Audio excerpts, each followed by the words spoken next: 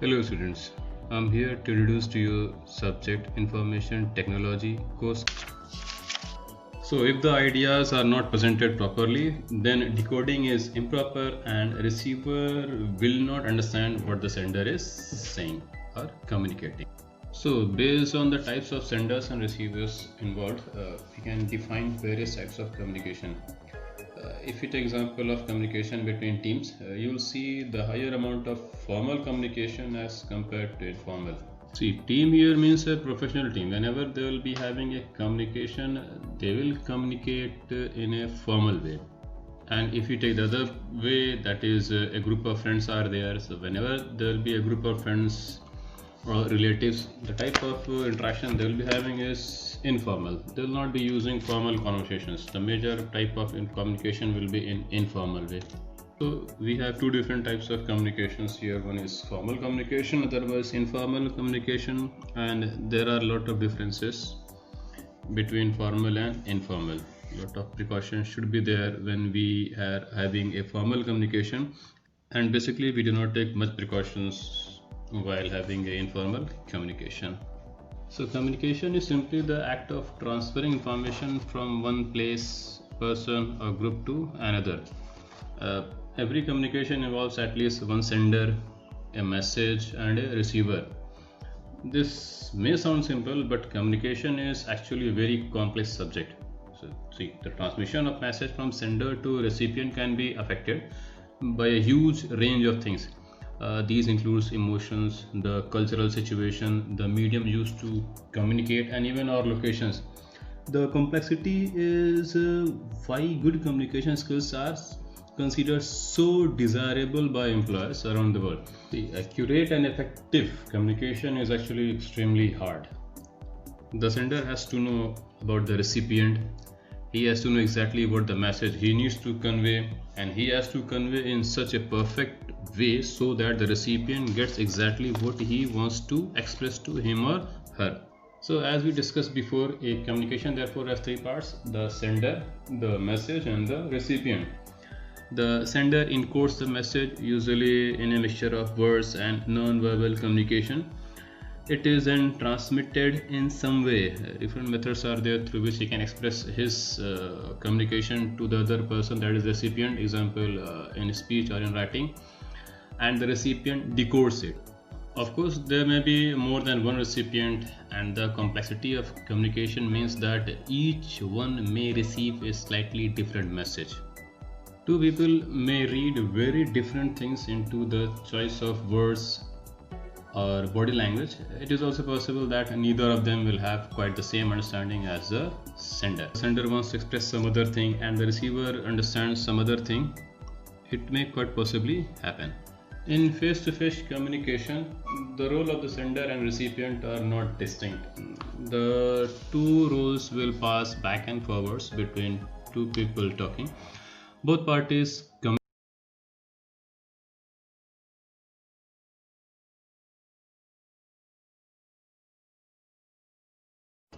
So communication is of three types depending on all these scenarios. It is verbal, non-verbal and visual communication.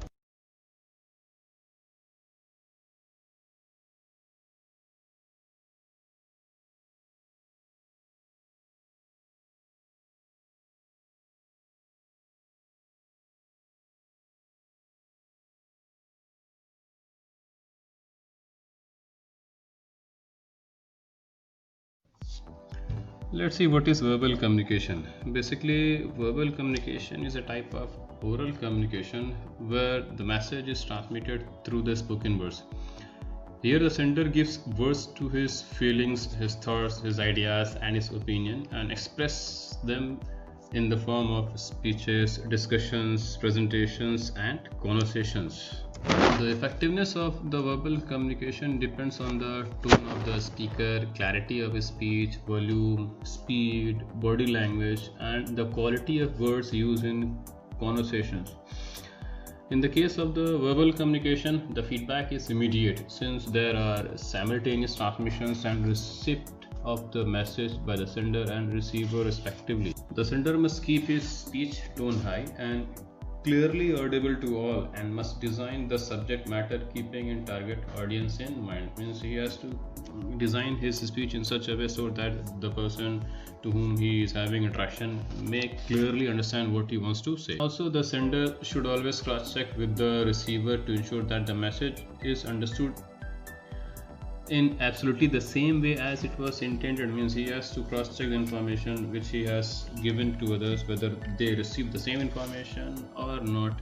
The success of verbal communication depends not only on the speaking ability of an individual but also on the listening skills also.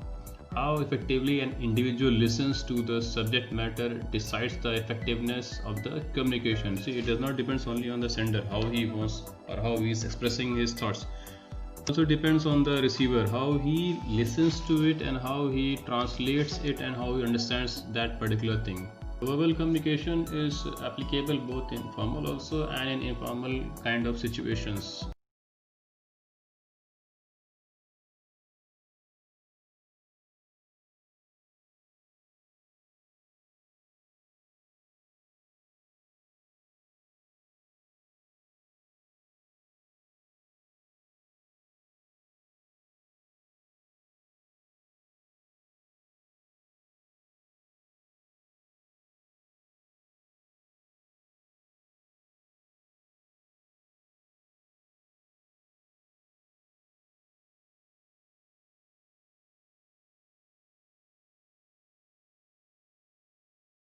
So there are some components of verbal communication which makes it effective, and the very first one which comes is listening.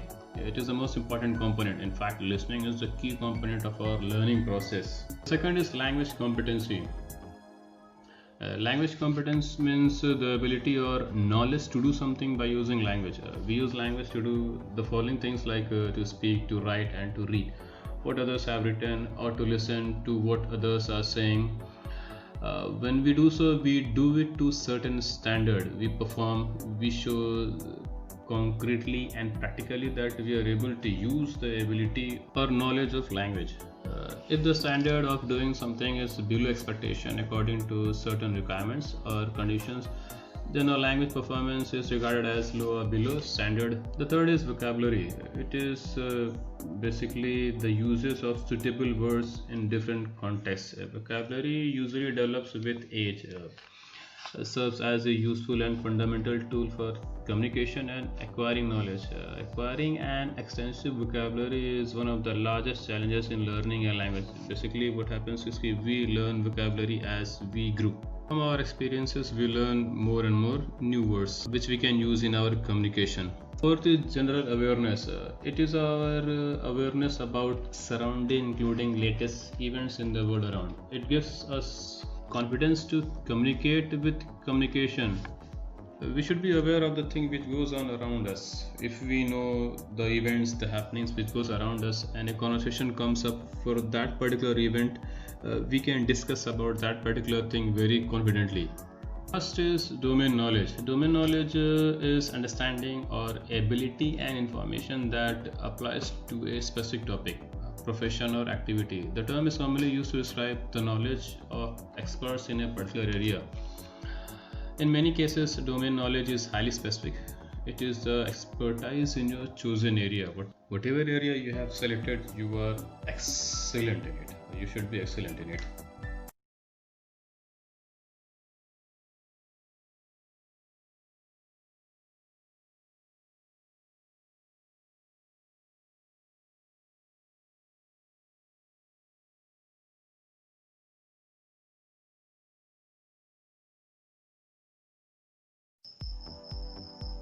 The next which comes in is non-verbal communication. Non-verbal communication occurs without using any oral or written words. Instead of written or oral words, it relies on various non-verbal cues like physical movements, tasks, colors, signs, symbols, signals, charts, etc. To express feelings, attitude, or information, although no word is used in non-verbal communication, it can effectively communicate many human feelings more accurately than verbal methods of communication. Some common types of non-verbal communications are eye contact, facial expressions, gestures, postures, and body orientation. Body language, touch, many other things are there. The non-verbal communication, unlike the verbal communication, helps in establishing and maintaining the interpersonal relationships, while the verbal only helps in communicating the external events. People use non-verbal to express emotions and interpersonal attitudes, conduct rituals such as greetings, and bring forward one's personality. The non-verbal communication in the form of signals, expressions, and meaning over the verbals and helps people to communicate more effectively. It supplements whatever is said in words, such as people nod to acknowledge and move their hands to give directions. The non-verbal communication defines the distance between the communicators and helps them to exchange their emotional state of mind. Also, it regulates the flow of communication. For example, an individual can give signals to convey that he had finished speaking or else he wants to speak. And sometimes the non-verbal can be a barrier in communication. The recipient could not understand what the sender is trying to say and may interpret it wrongly. So in some situations non-verbal communication is helpful, and in some situations it may lead to misunderstanding.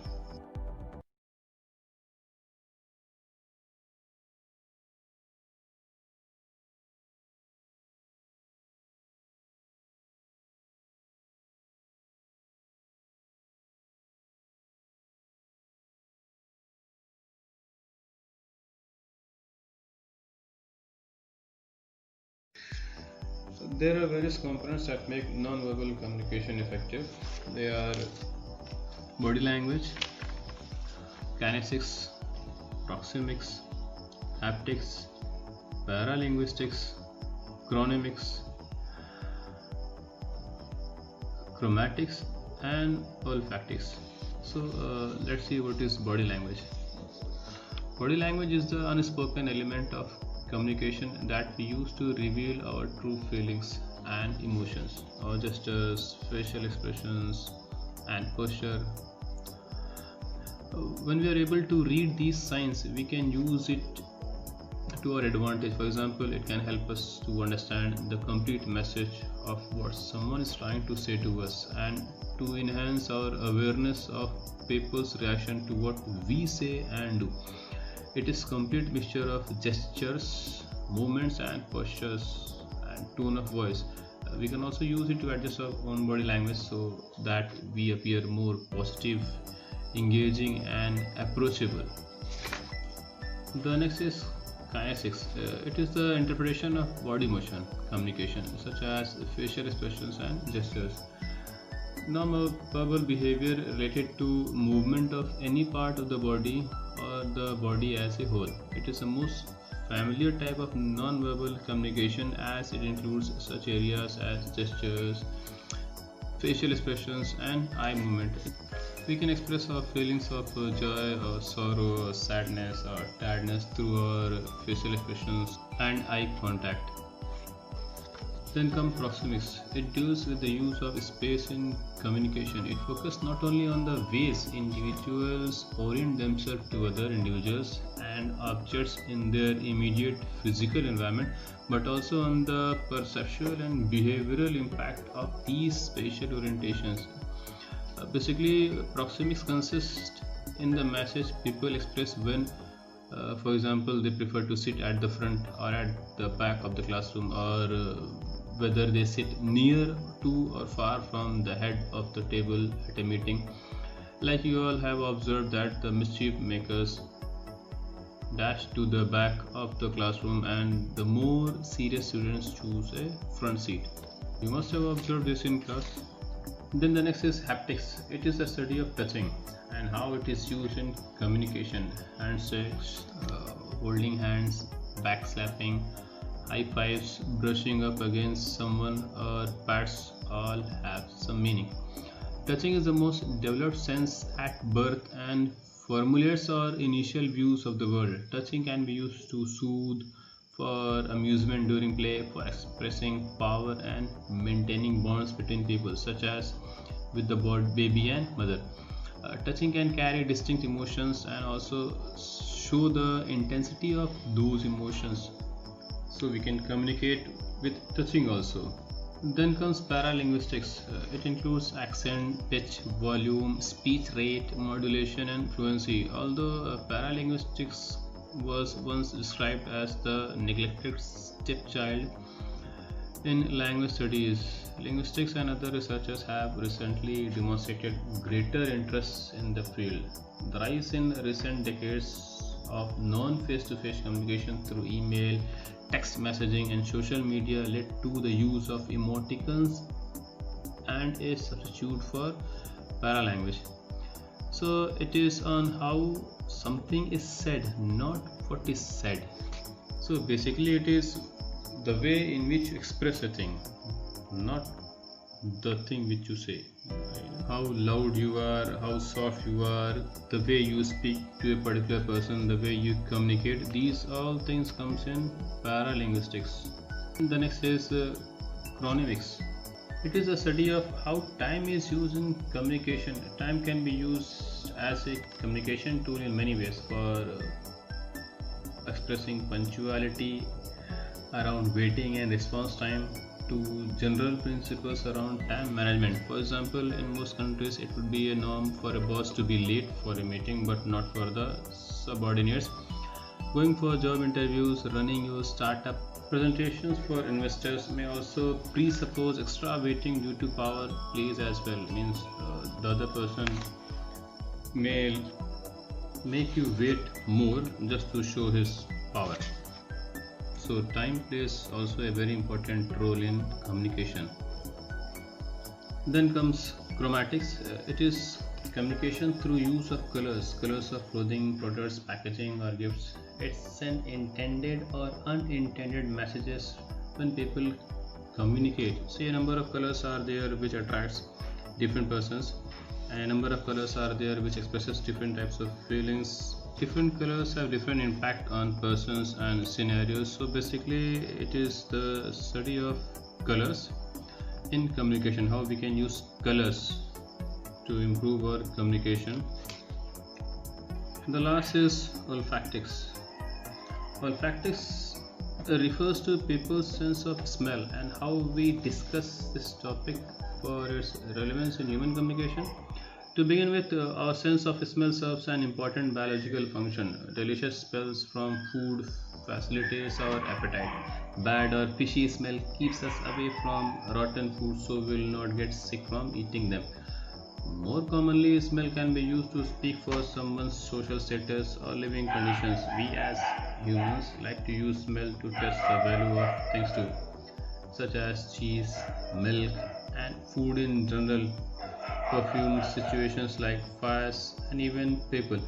To me, we use smell as a universal tool of judgment and the determining factor of whether something or someone is good or not. So when it comes to us as human being, it plays a vital role in communication. Different types of smell impact our brains in different manners. If the smell is not good, the other person will not take interest in the communication. Similarly, the odor may be used to judge a person while interaction or in an interview or any other place. So the odor body also plays an important role in communication. Good odor means a good communication can be there, and bad odor means there can be no communication.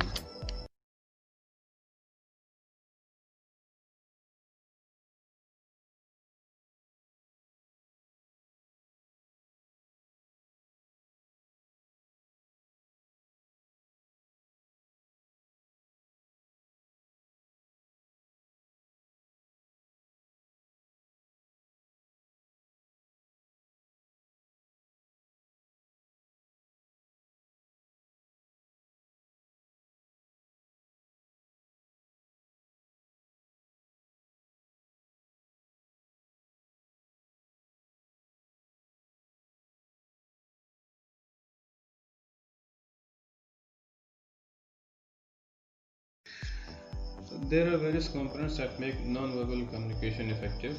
They are body language, kinesics, proxemics, haptics, paralinguistics, chronemics,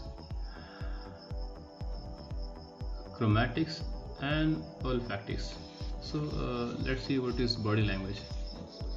Body language is the unspoken element of communication that we use to reveal our true feelings and emotions. Our gestures, facial expressions, and posture. When we are able to read these signs, we can use it to our advantage. For example, it can help us to understand the complete message of what someone is trying to say to us, and to enhance our awareness of people's reaction to what we say and do. It is complete mixture of gestures, movements, and postures and tone of voice. We can also use it to adjust our own body language so that we appear more positive, engaging, and approachable. The next is kinesics. It is the interpretation of body motion communication, such as facial expressions and gestures. Non-verbal behavior related to movement of any part of the body or the body as a whole. It is the most familiar type of non-verbal communication, as it includes such areas as gestures, facial expressions, and eye movement. We can express our feelings of joy or sorrow or sadness or tiredness through our facial expressions and eye contact. Then comes proxemics. It deals with the use of space in communication. It focuses not only on the ways individuals orient themselves to other individuals and objects in their immediate physical environment, but also on the perceptual and behavioral impact of these spatial orientations. Basically, proxemics consist in the message people express when, for example, they prefer to sit at the front or at the back of the classroom, or whether they sit near to or far from the head of the table at a meeting. Like you all have observed that the mischief makers dash to the back of the classroom and the more serious students choose a front seat. You must have observed this in class. Then the next is haptics. It is the study of touching and how it is used in communication. Handshakes, holding hands, backslapping, high fives, brushing up against someone, or pats all have some meaning. Touching is the most developed sense at birth and formulates our initial views of the world. Touching can be used to soothe, for amusement during play, for expressing power, and maintaining bonds between people, such as with the baby and mother. Touching can carry distinct emotions and also show the intensity of those emotions. So we can communicate with touching also. Then comes paralinguistics. It includes accent, pitch, volume, speech rate, modulation, and fluency. Although paralinguistics was once described as the neglected stepchild in language studies, linguistics and other researchers have recently demonstrated greater interest in the field. The rise in recent decades of non-face-to-face communication through email, text messaging, and social media led to the use of emoticons and a substitute for paralanguage. So it is on how something is said, not what is said. So basically it is the way in which you express a thing, not the thing which you say. How loud you are, how soft you are, the way you speak to a particular person, the way you communicate, these all things comes in paralinguistics. The next is chronemics. It is a study of how time is used in communication. Time can be used as a communication tool in many ways, for expressing punctuality, around waiting and response time, to general principles around time management. For example, in most countries it would be a norm for a boss to be late for a meeting, but not for the subordinates. Going for job interviews, running your startup presentations for investors may also presuppose extra waiting due to power plays as well. Means the other person may make you wait more just to show his power. So time plays also a very important role in communication. Then comes chromatics. It is Communication through use of colors of clothing, products, packaging, or gifts. It sends intended or unintended messages when people communicate. Say a number of colors are there which attracts different persons, and a number of colors are there which expresses different types of feelings. Different colors have different impact on persons and scenarios. So basically, it is the study of colors in communication, how we can use colors to improve our communication. The last is olfactics. Olfactics refers to people's sense of smell and how we discuss this topic for its relevance in human communication. To begin with, our sense of smell serves an important biological function. Delicious smells from food facilitates our appetite. Bad or fishy smell keeps us away from rotten food so we will not get sick from eating them. More commonly, smell can be used to speak for someone's social status or living conditions. We as humans like to use smell to test the value of things too, such as cheese, milk, and food in general, perfume, situations like fires, and even people. To me, we use smell as a universal tool of judgment and the determining factor of whether something or someone is good or not. So when it comes to us as human being, it plays a vital role in communication. Different types of smell impact our brains in different manners. If the smell is not good, the other person will not take interest in the communication. Similarly, the odor may be used to judge a person while interaction or in an interview or any other place. So the odor body also plays an important role in communication. Good odor means a good communication can be there, and bad odor means there can be no communication.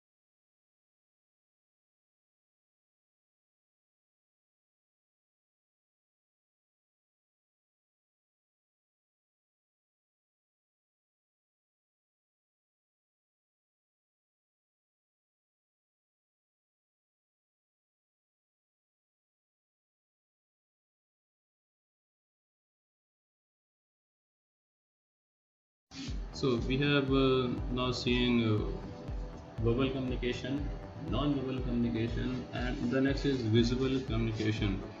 Just imagine that you are on a vacation in a foreign city and you get lost while driving. If you're at home, you could have stopped and asked someone for directions who know your language and you know your language, but here you don't speak the language very well. So asking directions won't do much good. So instead, you can rely on a map using landscape, routes, and familiar signs, which can successfully lead you back to your hotel. So in this scenario, you have found your way back almost entirely through visual communication, that is through symbols and charts. So we can say that visual communication is a transmission of information and ideas using symbols and imagery. It is one of the three main types of communication, along with verbal communication and non-verbal communication. This visual communication is believed to be the type that people rely on most, and it includes sign, graphic design, films, typography, and countless other examples which we can see and we can understand.